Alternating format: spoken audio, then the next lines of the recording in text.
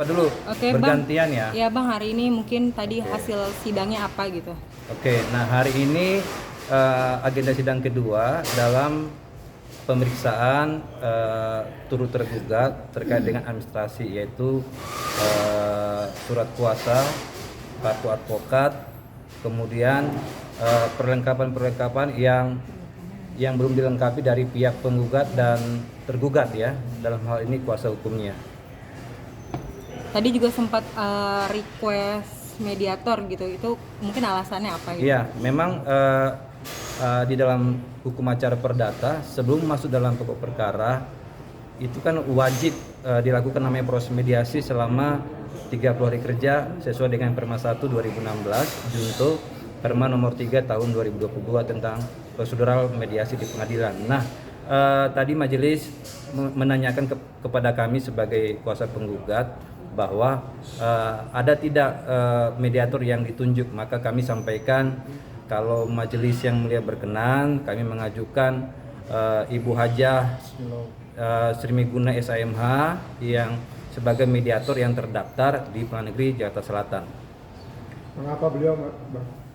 Apakah rekodnya yang positif atau bagaimana? Iya, jadi beliau ini punya rekam jejak yang baik untuk bisa merumuskan kesepakatan perdamaian dalam proses mediasi. Nah, mudah-mudahan penunjukan beliau ini menjadi penting bagi para pihak sehingga proses mediasi itu bisa optimal dilakukan. Bang, mediasi ini sendiri nanti dijalankan kapan, Bang? Nah, mediasi ini minggu depan sebenarnya sudah ada informasi nanti pelaksanaan mediasi. Tentu kan koordinasi dulu dengan mediator yang sudah ditunjuk, agendanya kapan, nanti akan disepakati bersama ya, jamnya jam berapa begitu. Yang diharapkan dari mediasi itu apa? Nah, sebenarnya kan mediasi ini kan kita tidak bicara namanya pokok perkara, kita hanya bicara namanya identifikasi masalah, kemudian mencari solusi antara penggugat dan tergugat untuk menyelesaikan perdamaian dalam proses mediasi. Nah, kalau itu gagal ya tentu nanti masuk dalam pokok perkara. Prediksinya gimana, Bang? Kan alot. Nah, prediksinya ya saya kira kita tidak ada prediksi apapun ya. Kita berharap prosedur mediasi ini bisa dilaksanakan masing-masing para pihak dengan baik sehingga bisa optimal, itu saja.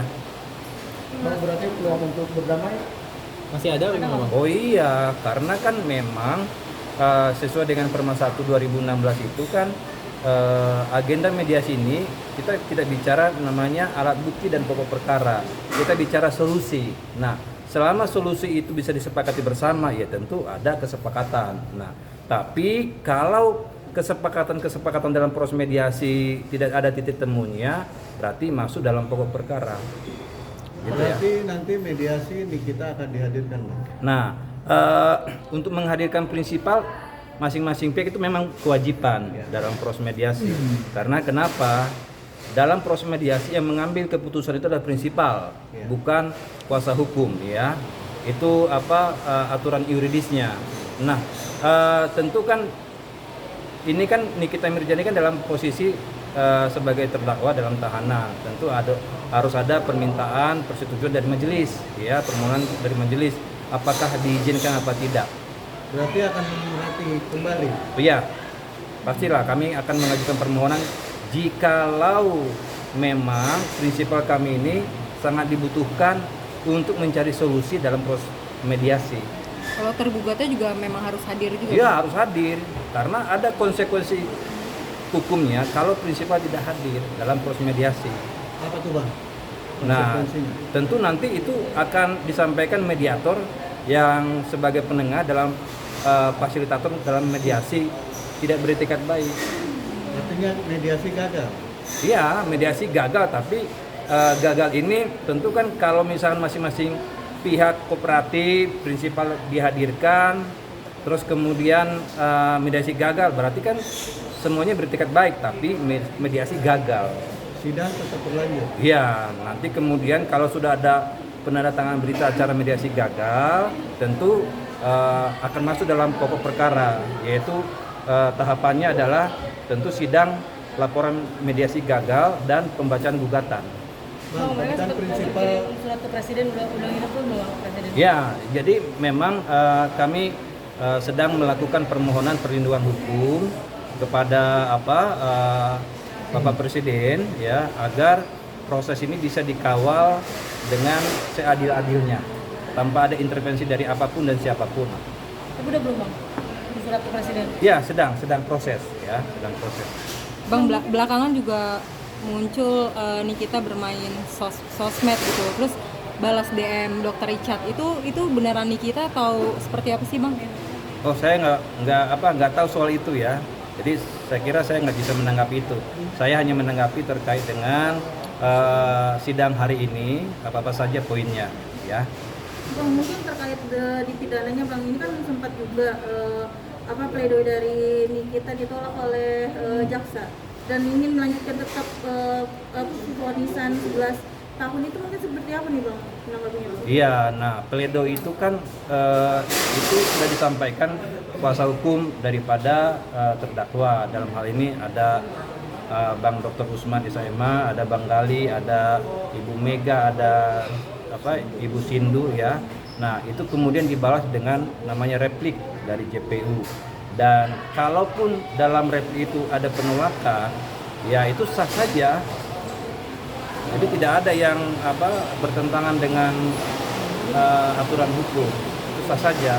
Tapi besok kan ada agenda namanya duplik ya, duplik dari Nikita Mirzani, kemudian ada dari kuasa hukum, kemudian ada juga nanti duplik dari Ismail Marzuki dan PH ya. Nah, itu nanti akan disampaikan besok ya. Jadi teman-teman tunggu saja agenda besok ya.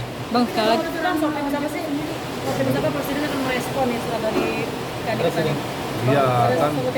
Ya saya kira kan ini kan presiden kita ini kan presiden yang saya kira mengayomi ya seluruh rakyat Indonesia, dan pasti beliau kasih inilah perhatian khusus, mudah-mudahan ya, itu harapan kami sebagai warga negara. Itu permintaan dari Kaniki atau dari lawyer nih Bang, ide untuk surat ke presiden? Itu keinginan dari Nikita Mirzani ya. Bang, mungkin ini kan juga alasan dari JPU sendiri kenapa menolak pledoi dari Nikita ya, ini karena Nikita tidak memberikan pemahaman atau edukasi terkait skincare karena tidak berkompetensi Bang. Kalau Abang sendiri gimana nih Bang? Apalagi kan Nikita bisa dibilang influencer ya? Iya, itu kan masing-masing sudah punya sudut pandang yang berbeda, ya kan. Jadi kalau saya bicara di sini kan panjang itu, ya. Dari perspektifnya JPU begini, dari perspektif kami sebagai kuasa hukum begini, ya itu sah-sah saja. Ya, kita ikuti saja prosesnya. Besok kan agenda duplik, ya. Tentu bantahan-bantahan terhadap replik yang disampaikan oleh jaksa penuntut umum. Bang, terakhir Bang, media sosial Nikita Mirzani sekarang yang megang siapa sih Bang? Saya kurang tahu. Adminnya atau Nikita Mirzani? Saya nggak tahu juga. Ya. Cukup lah ya.